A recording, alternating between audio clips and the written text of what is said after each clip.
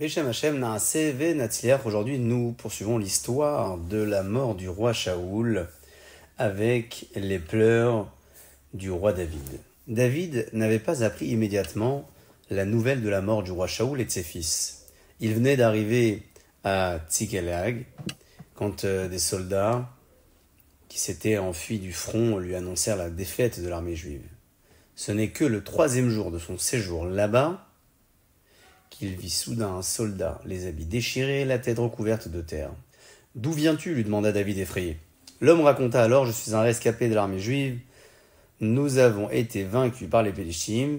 Il y a eu beaucoup de tués parmi les Juifs. Le roi et ses fils sont aussi tombés dans la bataille. »« Qui te dit qu'ils sont morts » demanda David. Le jeune soldat, essoufflé, lui donna les détails pénibles de la fin du roi. « Lorsque j'étais sur le mont Gilboa, où se tint la bataille, j'aperçus le roi blessé à mort, et il me supplia de l'achever pour ne pas devoir souffrir plus longtemps.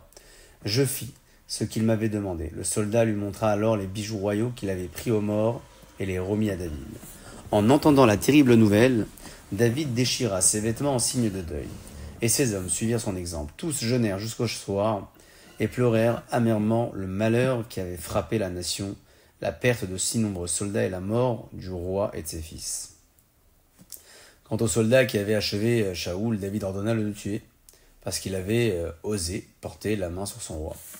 Bouleversé par la mort de Shaoul et de ses fils, dont l'un d'eux, Yonatan, était son meilleur ami, David s'écria « Comment Eretz Israël a-t-il pu laisser tomber des hommes aussi braves que Shaoul et son fils Yonatan ? Ne le racontez pas à Gath, et ne l'annoncez pas non plus dans les rues d'Ashkelon.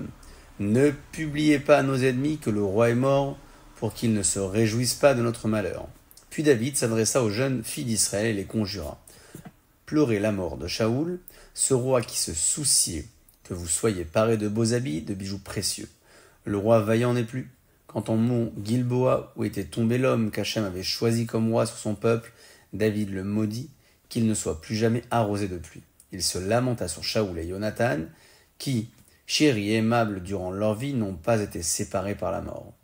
Il ne cessa de se désoler de leur perte en répétant avec douleur « Comme ils sont tombés, ces vaillants, et perdus, ces armes de guerre. » Hachem témoigna que personne n'avait été jamais aussi pieux et droit que David.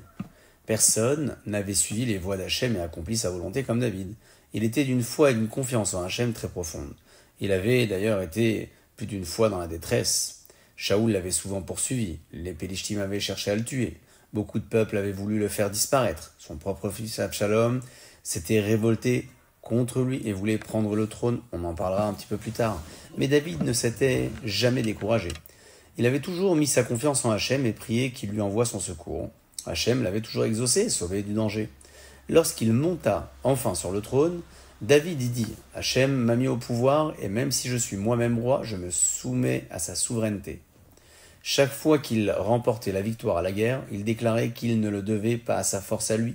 C'était Hachem qui l'avait fait vaincre. Et en aucune occasion, ni lorsqu'il fut un roi, ni lorsqu'il réussit à tuer Goliath, il ne ressentit d'orgueil. David était extrêmement humble, et même en tant que roi, il ne se sentait pas supérieur aux autres. Il s'efforçait toujours de faire du bien à tout le monde. Dans ses prières, il répétait souvent « Je suis venu t'implorer, ô Hachem », comme un pauvre qui demande l'aumône. Et il disait humblement « Je sais, ô maître du monde, que tu récompenseras largement les tzadikim dans le monde futur, mais je ne suis pas sûr d'avoir une part parmi eux.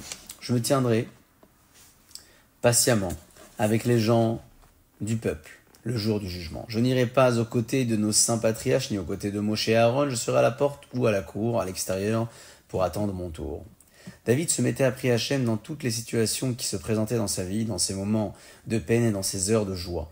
Avant de commencer une guerre, il supplie Hachem de lui envoyer son secours. En temps de famine, il levait ses yeux au ciel pour que Hachem l'aide à nourrir son peuple comme Yosef l'avait fait en Égypte. Il demandait alors à Hachem de le douer d'inspiration divine pour qu'il puisse guider le peuple dans le droit chemin. Il ne cessait de prier pour la réussite de chacun, pour le bonheur et le bien-être de tous ses sujets. « Maître du monde, disait-il souvent, prête l'oreille à ma tfila, à ma prière, ô Hachem, et exauce-moi, car les yeux de tout Israël sont tournés vers moi, et mes yeux sont tournés vers toi, disait-il. Écoute ma prière, ô Hachem, et c'est comme si tu accordais les requêtes de tout le peuple. » David se sentait heureux Chaque fois qu'il s'adressait à Hachem, même à des moments où il était peiné par un grand chagrin ou menacé par un danger, il s'efforçait de reprendre sa bonne humeur et de prier dans la joie. Le roi David était un grand érudit. Dès que je commence à étudier, disait-il, les portes de la Torah s'ouvrent devant moi.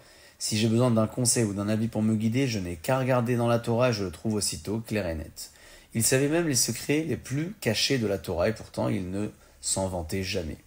Avec joie, il était prêt à apprendre de n'importe qui, il honorait ceux qui lui enseignaient même une seule halakha, ainsi nous rappellent les maîtres des Pirkei Avot dans le Maxime des Pères. À chaque instant de loisir, même en marchant, il étudiait.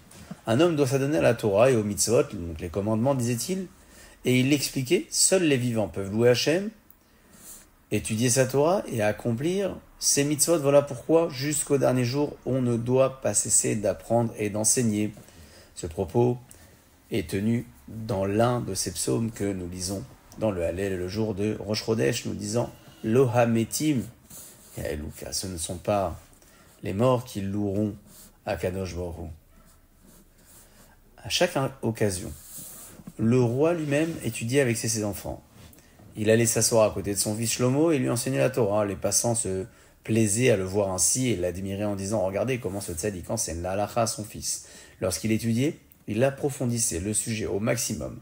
Le jour de Shabbat, il rassemblait le peuple dans un grand Beth Midrash, une maison d'études, et leur exposait des explications sur la Torah. Hachem chérissait tant ses études et ses enseignements qu'il lui dit « Ne pars pas à la guerre, reste chez toi à étudier. Je combattrai les batailles pour toi. » Hachem déclara même une fois « Je préfère un jour de tes études que 1000 sacrifices que ton fils Shlomo m'offrira plus tard. » Chaque fois qu'Hachem voulait donner l'exemple d'un roi qui n'a jamais péché et qui lui était cher, il mentionnait David. Il fut le seul roi qui mérita le titre de serviteur de Dieu. Ainsi s'achève la première étape de l'intronisation du roi David, glorifié pour ses qualités exceptionnelles. Baruch Adonai Leolam, Amen ve Amen.